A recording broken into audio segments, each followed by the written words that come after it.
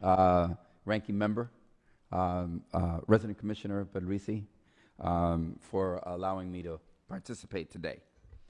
So I just want to make a few points, and that is, I'm just going to go back to the memorandum that was issued to everyone here. And at the end of the second paragraph on background, it says, Congress retains plenary authority under Article 4, Section 3, Clause 2 of the U.S. Constitution to determine the ultimate disposition of the political status of Puerto Rico.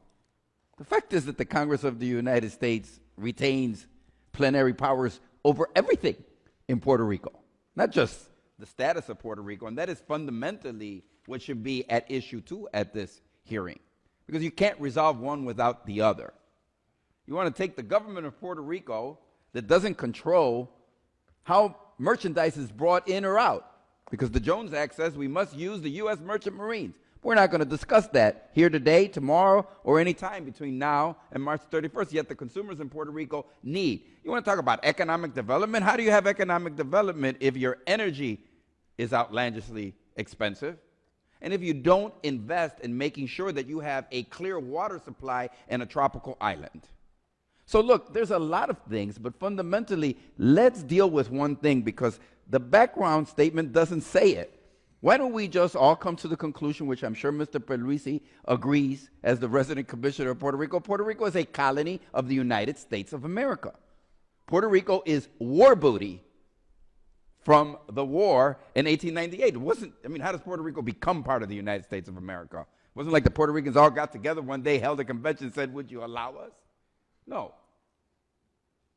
It was military intervention in Puerto Rico. Now, I like to say to the resident commissioner, I agree.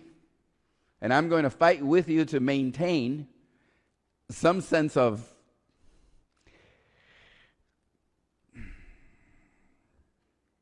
reliability between what we do here and the functioning of the people of Puerto Rico over their future.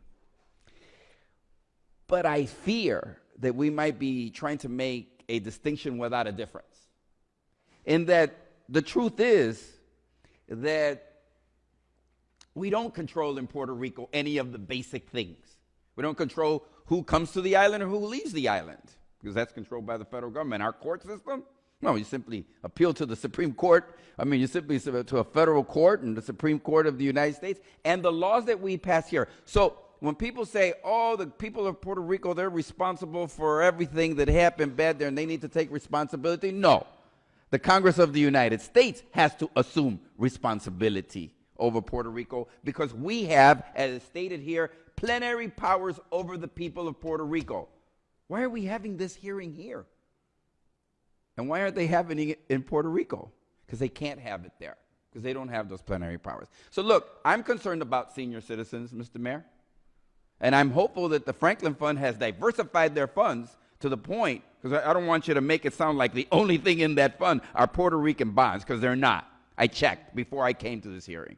You're a very well-diversified fund, and I hope you fulfilled your fiduciary responsibility to the people that you sold the bonds to and informed them of the precarious situation of the very bonds that you were purchasing.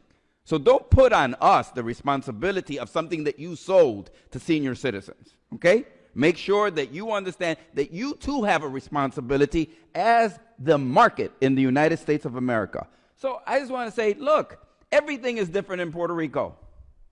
Everything is. You can't even go to McDonald's. The menu's in Spanish. Everything is different because Puerto Rico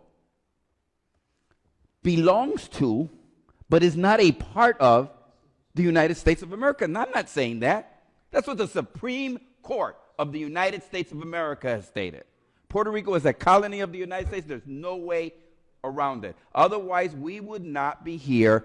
And the statement as made by the committee, very ably, that we have plenary powers over the people of Puerto Rico. So here's what I would suggest. Number one, let's restructure this debt fully. It's not a state. I didn't come here to try to make Puerto Rico more like a state. I came here to make the Puerto Rican people whole so that they could have a future. Let's restore the ability of the people of Puerto Rico to invite people to Puerto Rico. Let's stop fighting over what is the reality of the people of Puerto Rico and what they need. Lastly, Mr. Chairman, Can't we provide the people of Puerto Rico the incentives to create jobs,